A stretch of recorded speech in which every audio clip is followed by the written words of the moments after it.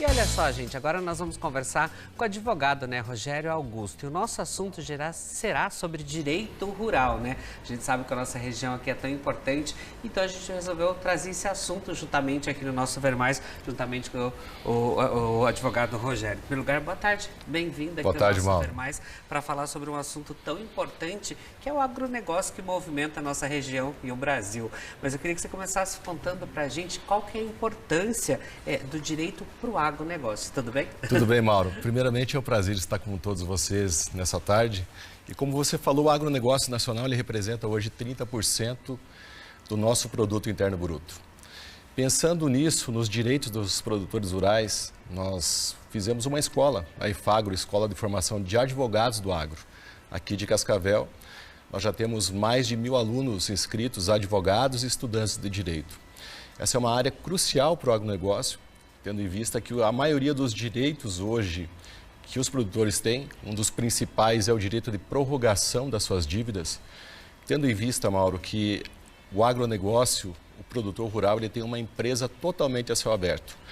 Então, quando ele não consegue colher por excesso de chuvas ou falta dela, por fatores que dificultam a comercialização dos seus produtos, como a greve dos caminhoneiros, dentre outros, ou quando o preço não ajuda, ele tem o direito às suas dívidas serem prorrogadas dentro de uma nova condição de pagamento da sua propriedade. Quando o produtor pega o crédito rural, que é um crédito subsidiado, ele apresenta um projeto. E sempre que ele sofre uma perda de safra, o seu projeto é alterado.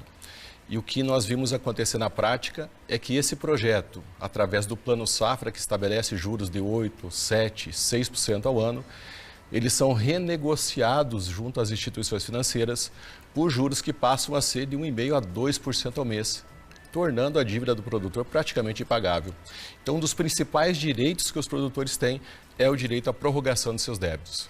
Então, seria esse o direito que ele deve ficar mais atento também, doutor? Exatamente, Mauro. Porque, veja bem, o produtor rural ele não se submete a uma legislação específica. Desculpa, uma legislação especial. É específica. Menos de 95% dos advogados hoje não sabem dessa legislação. Menos de 5% dos advogados do Brasil atuam com maestria nessa área. Então, acabam enquadrando o produtor rural dentro da regra geral. Até para os juízes desembargadores, esse tema é novo. Então, o tema da prorrogação é um tema que nós já fizemos um primeiro Congresso Brasileiro de Prorrogação de Dívidas Rurais na cidade de Foz do Iguaçu, onde batemos essa tecla, né? A dívida rural se paga sempre com a produção e nunca com a propriedade. Mas, no afã de ganhar mais recursos, os bancos obrigam os produtores rurais a assinar verdadeiros contratos de adesão, onde misturam dívidas rurais, que são subsidiadas pelo governo federal, com dívidas normais, de supercheque, cartões de crédito e tudo mais. E essa dívida, os juros que eram de 8%, 9%, 6% ao ano, passa a ser de 1,5% ao mês. Então, o produtor muitas vezes entra devendo 500 mil no banco e sai devendo 2, 3 milhões, dependendo do prazo dessa renegociação. Uma dívida impagável. Doutor, e qual que seria, assim, então, os tipos de seguro rural? Que a gente viu aí os direitos, os deveres também, mas tem vários tipos também de seguros dentro desse trabalho, né? Sim, é uma gama muito grande para a gente falar assim, de todos eles nesse momento, Mauro. Mas os principais que nós vimos hoje é o seguro, o Proagro, é um seguro que capta recursos no governo federal, ou seja, aquela expressão, né, Mauro? Deu Proagro, né? A gente vê muito aqui na nossa região. Comentando os comentários. Então, assim, o Proagro, ele pode ser de 70% a 100% do valor investido. Esse seguro, ele visa pagar apenas aquilo que o produtor investiu. Mas preste muita atenção, você produtor e você que nos assiste nessa tarde. O produtor, como qualquer outra atividade, ele precisa ter renda. Ele precisa ter, no mínimo, aí, conforme o Estatuto da Terra, 20% de lucro na sua atividade, porque geralmente é semestral. Então, esse seguro ele não garante esse lucro. Ele é acionado somente para cobrir as perdas que o produtor apresentou no projeto. E nós temos os seguros particulares. os seguros particulares, sim, podem garantir um mínimo de safra por alqueire, por hectare, dependendo a região que o produtor pode estabelecer na própria pólice, feito, então, de maneira particular. E assim, Rogério, quanto tempo que a seguradora tem para fazer o pagamento de indenização deferida? Até para as pessoas entenderem que eles têm um prazo aí também, sim. né? Mauro, é uma grande pergunta essa e outra. Não é só nisso que o produtor deve se preocupar ali no momento, né? Pelo seguinte, hoje, pelas várias perdas que nós tivemos aqui na região de Cascavel, muitas seguradoras, elas se mantêm inertes aí de pegar essa documentação.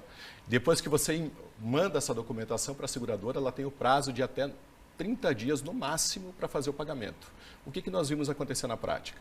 Elas vão pedindo documentos que até então nunca pediram, né? Devido aos altos acionamentos que aconteceram aqui, devido ao excesso de perdas em relação à seca. Também, clima, tudo. E o prazo prescricional, Mauro, é um dos mais exíguos do direito, que é 1 ano. Ou seja, da negativa do seguro, o produtor rural tem apenas 1 ano para buscar o seu direito na justiça. Então, tem que prestar atenção nisso. Muitas vezes o produtor ele demora muito para buscar o judiciário e quando vai fazer valer os seus direitos, o seu direito já não existe mais. Doutor, e quando, por exemplo, assim, o produtor ele fez um seguro do milho safrinha e a seguradora indeferiu a indenização em razão Sim. até o tipo de solo tal inadequado para o plantio. É possível reverter esse daí também? Nós temos hoje, só o nosso escritório tem quase 1000 ações em relação aos seguros agrícolas em todo o Brasil. O que aconteceu é que muitas seguradoras criaram novos critérios para fazer o pagamento dessas coberturas, o que nem na própria pólice estava descrito. Então, a minha orientação para o produtor é que sempre busque auxílio de um profissional advogado que faça valer os seus direitos, porque a maioria dos pedidos hoje de sinistro que são indeferidos é o arrepio da lei, são contra a lei. Então, a seguradora tem o direito de negar, mas nós temos fazido valer os direitos do produtor no judiciário, que está bem atento em relação a tudo isso. Outra pergunta, assim, é sobre penhora, né? A propriedade, ela pode ser empenhorada ou leiloada, visto que o STF decidiu que não? Tipo assim, eles podem ainda fazer isso? É uma pergunta muito interessante, Mauro. Quando nós falamos de penhorabilidade da propriedade, a maioria dos nossos profissionais advogados colocam tudo no mesmo balaio, o que é bem de família e o que é pequena propriedade rural. O bem de família, ele é assegurado pela Constituição Federal. Por isso que chegou essa matéria à discussão no STF. E a pequena propriedade rural, quando oferecida, né, nos contratos rurais, ela pode sim ser penhorada. Então, o produtor rural tem que ficar muito alerta em relação a isso e muito mais alerta tem que ficar o advogado quando for deduzir as suas razões. Muitas vezes, até mesmo o próprio juiz de direito, quando faz o despacho, quando dá a sentença, ele mistura 2 argumentos que não são iguais. A pequena propriedade rural é uma coisa definida pela Constituição Federal, pelo Código Civil, e o bem de família é algo que não pode ser oferecido em garantia nunca. Olha, doutor Rogério, eu estou vendo que a gente está recebendo várias perguntas ali. Eu vou ter que trazer o doutor Rogério de volta, até para falar sobre crédito, dívidas também, como negociar, porque hoje a gente não vai dar tempo de responder todos. Mas obrigado por tirar já um pouco de dúvida. A gente venha mais vezes. Eu fico muito grato pela oportunidade. Muito obrigado, Mauro. A gente que fica grato pela participação do nosso espectador. Gratidão. Obrigado.